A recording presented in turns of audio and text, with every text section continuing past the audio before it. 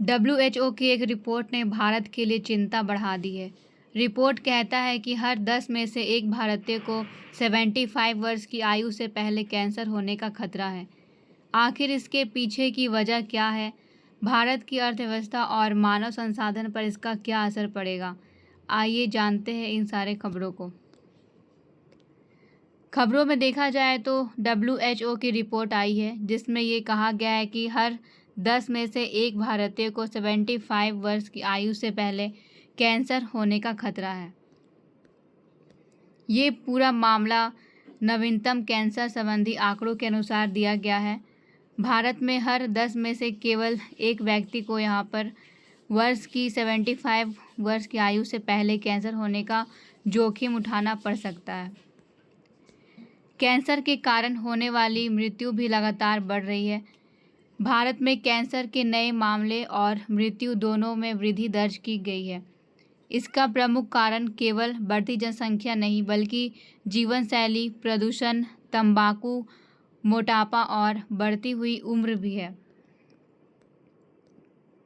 WHO की report का कुछ महत्वपूर्ण संदेश दिया गया है, जैसे कि प्रत्येक 10 भारतीयों में से एक व्यक्ति को 75 वर्ष की आयु से पहले कैंसर हो सकता है। लगभग 15 में से एक व्यक्ति की मृत्यु कैंसर के कारण हो सकती है।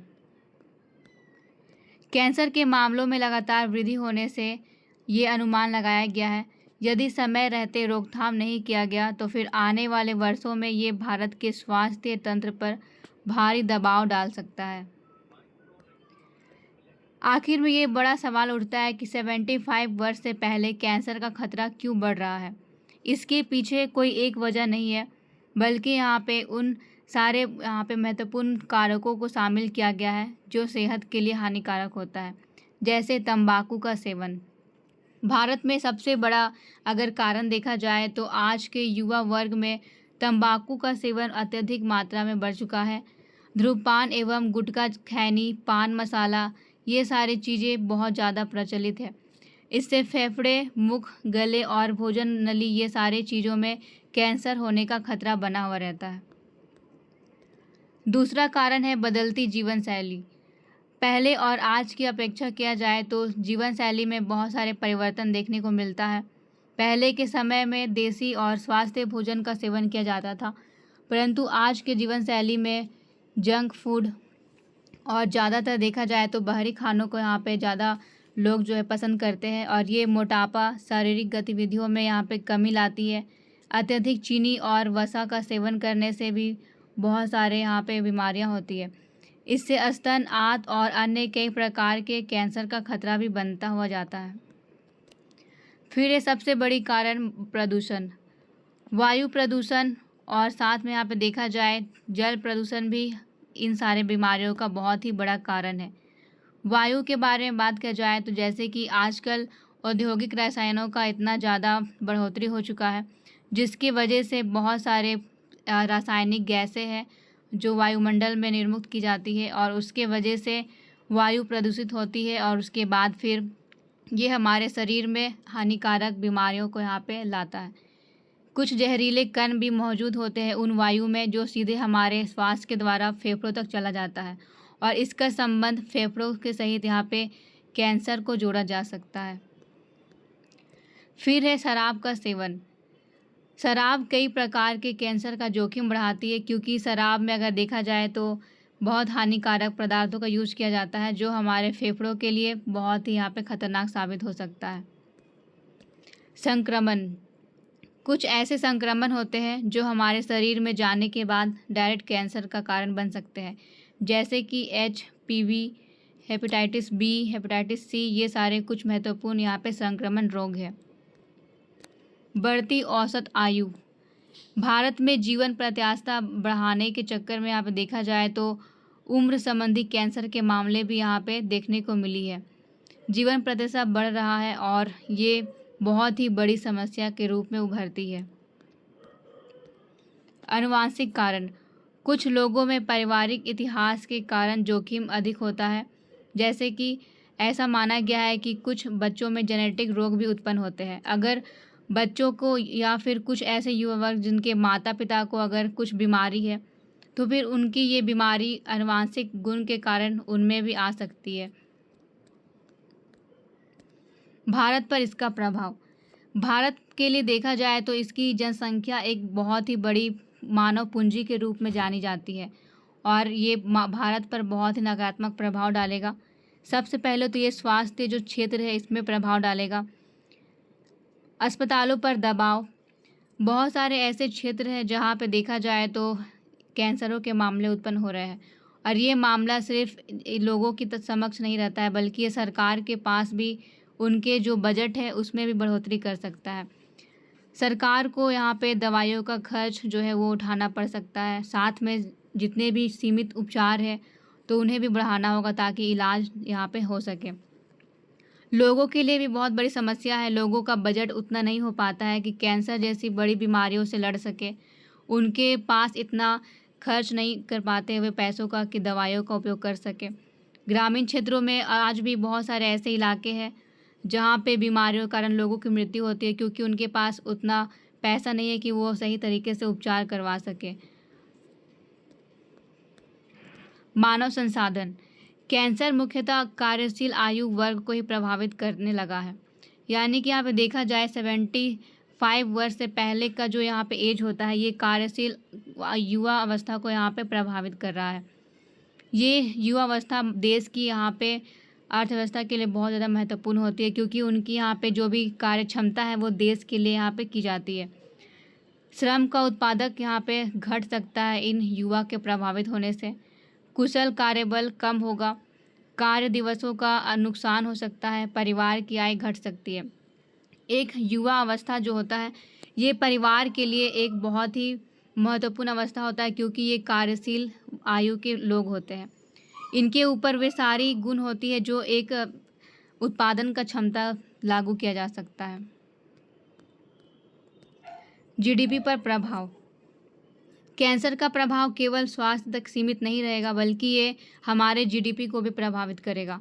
प्रत्यक्ष रूप से देखा जाए तो यहाँ पे स्वास्थ्य पर सरकारी व्यय को बढ़ा सकता है, अस्पतालों की लागत को बढ़ा सकता है, दवाइयों पर खर्च को भी बढ़ा सकता है। अप्रत्यक्ष प्रभाव के तौर पर देखा जाए तो श्रमिकों की उत्पादकता घटती जो ही जाएगी। यहाँ पर उद्योगों में जितने भी फैक्ट्री है या फिर उद्योग है इसमें उत्पादन जो है वो कम होगा क्योंकि जो युवावस्था कार्य करेगी वही यहाँ पे प्रभावित हो रही है। कर संग्रहण पर प्रभाव पड़ सकता है। परिवार बजट के यहाँ पे देखा जाए तो इलाज का खर्च जो है वो यहाँ पे बढ़ेगा। भारतीय अर्थव्यवस्था पर प्रभाव। अगर हम हमारे भारत के अर्थव्यवस्था को देखें तो इसमें गरीबी बढ़ सकती है। महंगे इलाज के कारण परिवार आर्थिक संकटों में आ सकता है। कैंसर के इलाज यहाँ पे बहुत ही महंगे होते हैं और कारण इसका देखा जाए तो इसमें जो भी दवाइयाँ का प्रयोग होता है या फिर इसमें लोकल इलाकों में ये जो भी उपलब्ध यहाँ पे देखा जाए हॉस्पिटल नहीं हो पाते हैं। आज भी बहुत बड़े बड़े शहरों में कैंसर जैसी बीमारियों का इलाज करवाना यहाँ पे देखा गया है और गरीब जितनी भी जनसंख्या है गांव वाले इलाकों में देखा जाए या फिर वैसे इलाकों में देखा जाए जहाँ पे लोग आर्थिक रूप से गंभीर समस्याओं से जूझ रहे हैं तो वे इन महंगे इलाज को यहाँ पे नहीं करवा पाएंगे और उनके पास एक ही ऑप्शन बच जाता है कि जो बीमारी है उसे बढ़ने दें।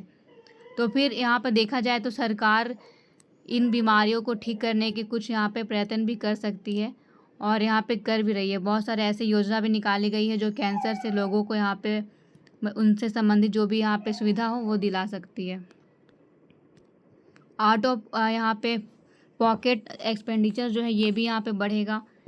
भारत में अभी भी स्वास्थ्य खर्चा जो है वो बहुत ही ज़्यादा यहाँ पे बढ़ रहा है और लोग यहाँ पे देखा जाए तो प्रभावित भी हो रहे हैं।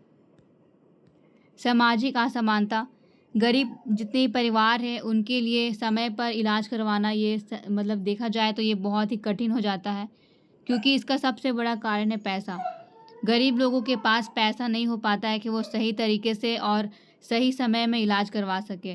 वे अपनी बीमारियों को पैसों की वजह से बढ़ाते हैं और अंत में ये बीमारी उनकी मौत का कारण बन जाती है। स्वास्थ्य बीमा पर दबाव।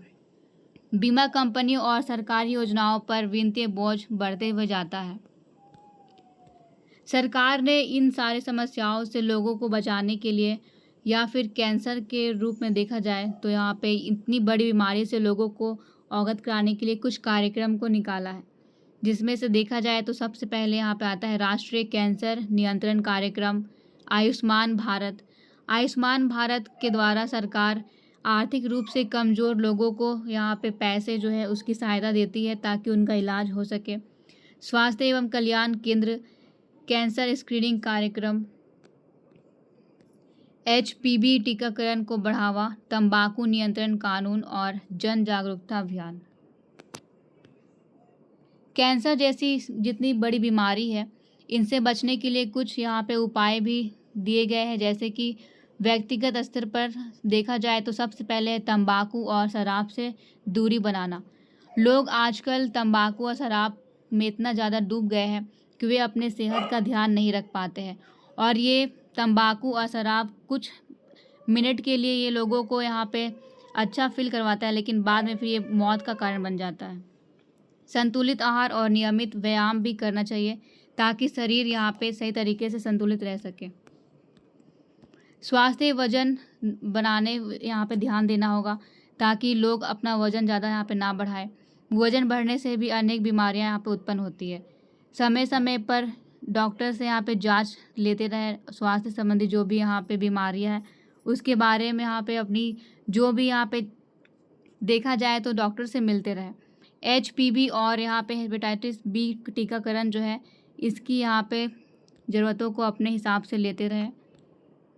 सरकारी स्तर पर देखा जाए तो सरकार भी कुछ हद तक लोगों को यहाँ पे इन बड़ी बीमारियों से मुक्त कराने के लिए कुछ उपाय निकाली है, जैसे कि प्राथमिक स्वास्थ्य सेवाओं को मजबूत करना, कैंसर स्क्रीनिंग का विस्तार करना, प्रदूषण नियंत्रण करना, तंबाकू उत्पादनों पर यहाँ पे सख्त नियंत्रण, कैंसर रजिस्ट्री और यहाँ पे ग्रामीण क्षेत्रों में उपचार सुविधाओं का विस्तार करना। सामाजिक स्तर पर जागरूकता अभियान चलाना, स्कूलों में बच्चों को स्वास्थ्य संबंधी शिक्षा देना, नियमित स्वास्थ्य जांच को बढ़ावा देना, शुरुआती लक्षणों को तुरंत चिकित्सकीय परामर्श के द्वारा ठीक करना। एक निष्कर्ष के तौर पर देखा जाए तो भारत के लिए कैंसर केवल स्वास्थ्य क्षेत्र की चुनौती नहीं है, बल्कि ये मानव पूंजी, आर्थिक उत्पादकता, सामाजिक न्याय और सतत विकास से जुड़ा हुआ है। यदि रोकथाम, शीघ्र पहचान, सुलभ या फिर किफ़ायती उपचार तथा जन जागरूकता पर समान रूप से ध्यान दिया जाए तो कैंसर के बढ़ते बोझ को काफ़ी हद तक यहाँ पे कम किया जा सकता है, और यहाँ पे जितनी भी लोगों के ऊपर इतना जो बोझ बना हुआ है ये भी कम किया जा सकता है। तो इस प्रकार न्यूज़ से संबंधित जो भी कंटेंट है उसे प्राप्त करने के लिए आप हमारे चैनल को लाइक, सब्सक्राइब और बेल आइकन को प्रेस कर सकते हैं, और साथ में इससे जुड़ी हुई जो भी PPT है उसे आप ले सकते हैं। हमारे डिस्क्रिप्शन में टेलीग्राम का लिंक दिया हुआ, आप उसे ज्वाइन कर सकते हैं। Thank you.